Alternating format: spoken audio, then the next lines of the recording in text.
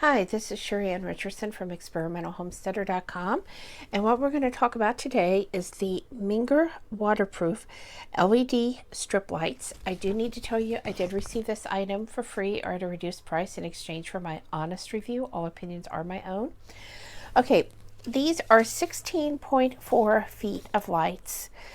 They are strip lights. They come on this reel so you can see their width because they exactly fit in here. There are 300 LEDs on these lights. They come with a 44 key IR remote and a 5 amp power supply. Okay, now what I'm doing with these, I had a canvas that I had created and I needed some lights behind it. And I had tried some different lights. I wasn't real happy, so I decided to try these LED strip lights from Minger. They're waterproof, so I could have used them elsewhere, but I'm going to use them here. What I have done, because they come with this peel away paper on the back, and I have started attaching them here to the edges of my canvas. I do want to tell you that I have had to stop and press a few of these sections in again because they do want to unadhere. However, once you get them stuck, they absolutely stay put. So what I'm going to do is I'm going to try to aim the camera down a little bit more or move it closer so that you can see what's going on. And so I'll be back in just a moment and hopefully we can get a close-up shot of what I'm doing. Okay, so this is about the best that I can do, and I'm sorry it's not better, but I don't have anyone to hold the camera, and it's actually heavy enough it's wanting to tip my tripod over. So as I said, these come with this tape on the back, and you just peel it off.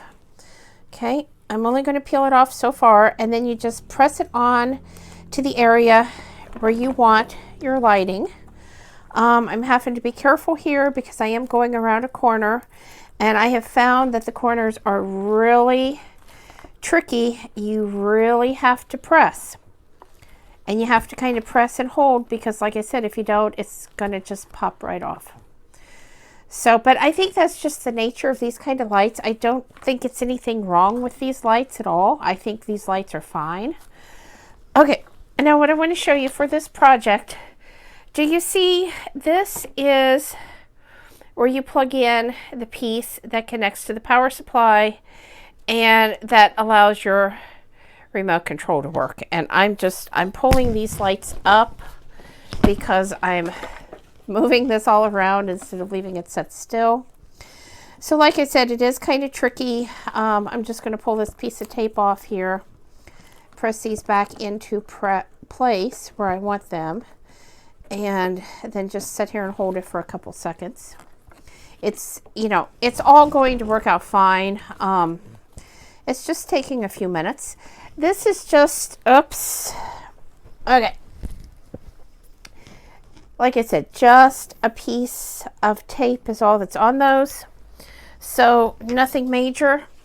And then what I'm going to do, instead of adhering all of these, because of the plan that I have in place, I'm going to take these, and you'll be able to see this in a minute, and I'm going to lay them on their side, and I'm going to loop them back and forth across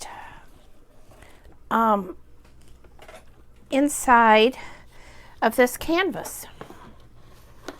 Now I do want to tell you, because I have obviously not tested this at this point, I'm going to be keeping track of mine because I'm putting a piece of cardboard backing on this, and I want to make sure that these don't overheat. That shouldn't be a problem, but better safe than sorry.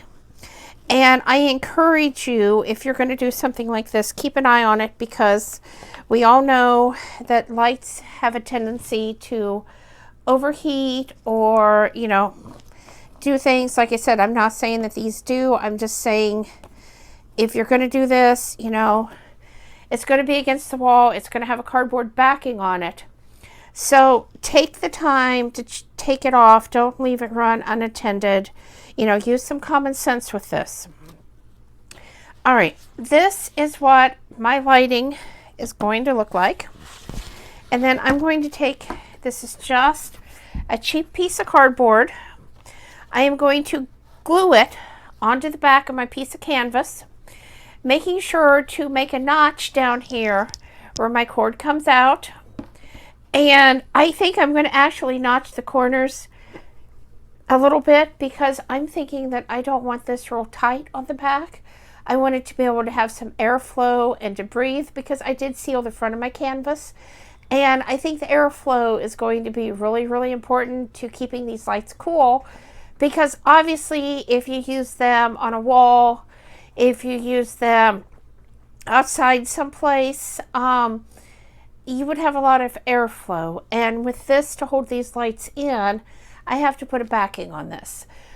So I'll be back in just a few moments and I will show you what the finished project looks like, and we'll show it up lighted.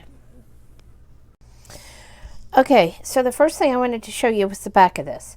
I not only glued these edges, and as you can see, I made some cuts for some air holes, but I also stapled them. And the reason I did this is because I wanted to make sure that this piece of cardboard stayed in place. That was really important to me. So now I'm going to turn it around, being careful because these lights are going to shift some, which is okay. I already have it plugged in. And I'm going to turn my light off here, okay, because I want you to be able to see exactly what this looks like.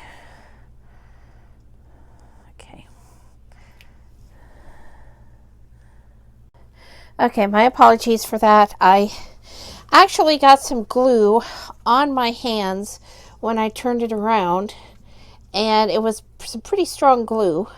So I really did not want to, trying to take it so you can see it better. I really didn't want to take a chance of just leaving it here.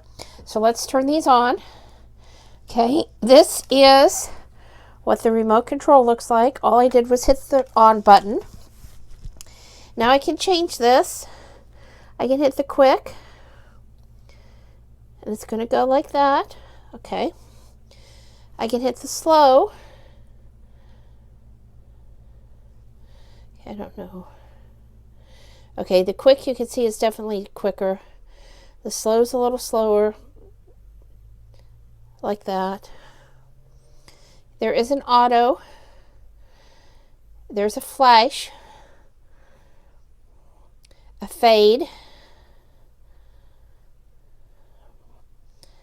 Okay, that's fade 7. This is fade 3. There's a jump 7. Okay, a jump 3. There are 6 do-it-yourselves, or you can make it be just one color.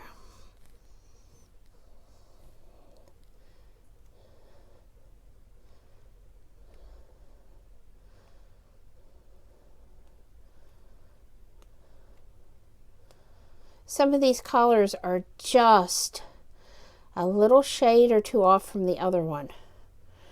But I'm looking at the door, which is painted white, and I'm able to see the different color change. I personally like the auto. Let me get back on that.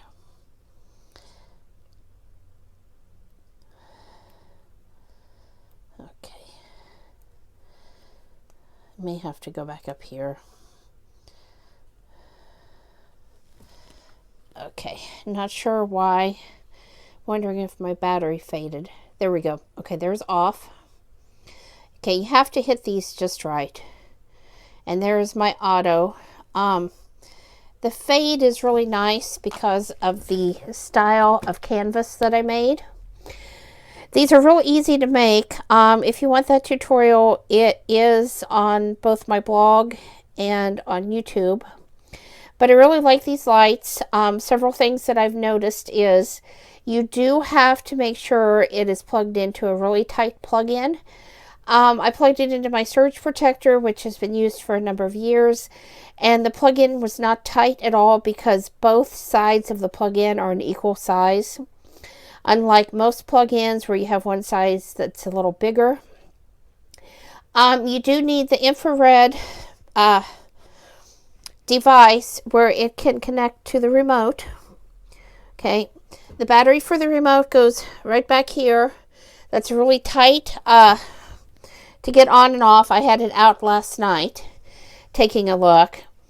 And these are great for a number of home decor ideas, like I said. And I like the lights. I like the colors. You know, no complaints, just a few things to watch for. So again, these are the Minger waterproof LED strip lights. I have the 16.4 feet, 300 LEDs with the 44 key IR remote and the 5 amp power supply. Thanks for watching and have a great day.